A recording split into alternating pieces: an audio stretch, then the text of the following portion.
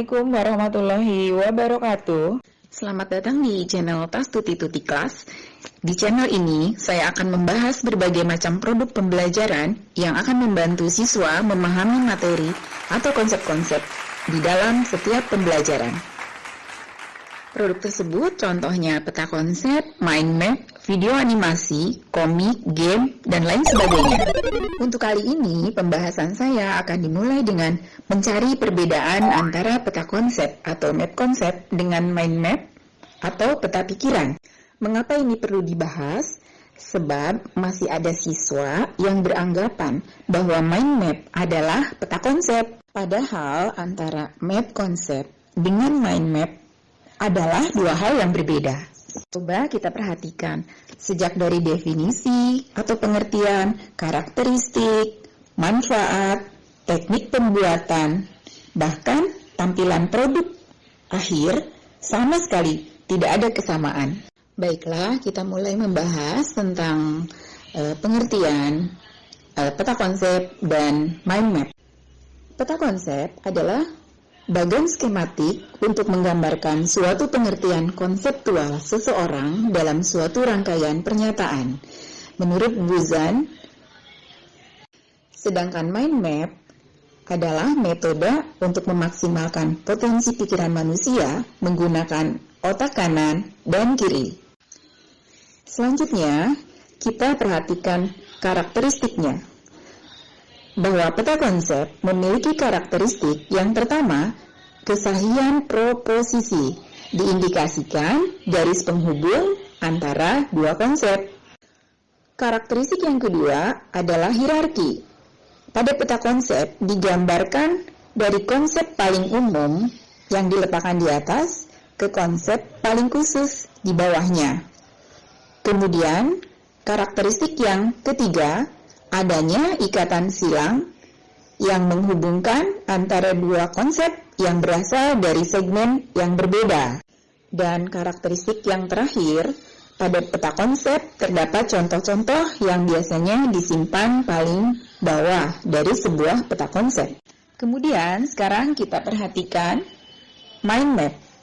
Karakteristik yang dimiliki adalah pertama, memiliki ide pokok. Yang kedua, memiliki gagasan yang mengalir bebas. Yang ketiga, memiliki kata kunci. Yang keempat, menggunakan warna. Yang kelima, menggunakan gambar dan simbol-simbol. Selanjutnya, kita masuk ke teknik pembuatan. Peta konsep memiliki langkah-langkah pembuatan. Yang pertama, mengidentifikasi ide pokok. Yang kedua, mengidentifikasi konsep sekunder. Yang ketiga, menempatkan ide utama di puncak peta konsep. Yang keempat, menempatkan ide sekunder di bawah ide pokok. Dan yang kelima, menghubungkan dua konsep yang berbeda dengan garis dan kata penghubung agar bermakna. Sementara mind map memiliki langkah pembuatan. Yang pertama, menuliskan topik utama.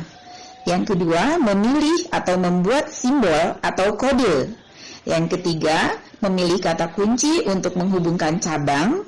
Yang keempat, setiap cabang terkait dengan topik utama.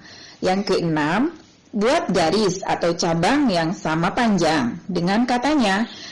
Yang ketujuh, memberi warna, minimal 3 warna. Yang kedelapan, sisakan ruang untuk menambah tema lainnya. Baik, kita beralih ke manfaat. Peta konsep memiliki manfaat. Yang pertama, memusatkan perhatian seseorang pada pembelajaran yang spesifik. Yang kedua, mengetahui miskonsepsi. Yang ketiga, mengetahui pemahaman seseorang pada suatu pokok bahasan. Dan yang keempat, sebagai alat evaluasi. Kemudian mind map. Yang pertama, merangsang bekerjanya otak kiri dan otak kanan bekerja secara sinergis. Manfaat yang kedua, membuat rencana atau kerangka cerita. Yang ketiga, membebaskan diri dari aturan belajar.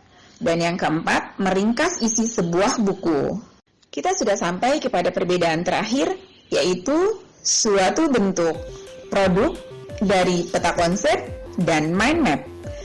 Untuk suatu pokok bahasan yang sama, kita bisa melihat tampilan yang berbeda di antara keduanya, di mana pada peta konsep mengikuti aturan pembuatan ataupun karakteristik yang sudah saya sampaikan tadi, di mana pada peta konsep memiliki ide pokok yang terletak paling atas, diikuti dengan konsep-konsep terkait di bawahnya secara hierarki.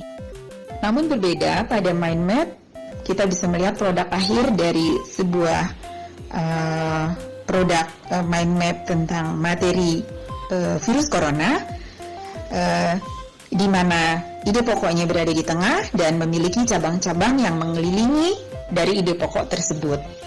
Dibuatkan sesuai dengan langkah-langkah yang sudah diuraikan tadi. Nah, sudah paham kan perbedaan antara peta konsep dengan peta pikiran? Oke, semoga video ini bermanfaat. Di video berikutnya, saya akan membahas tentang cara-cara membuat peta konsep.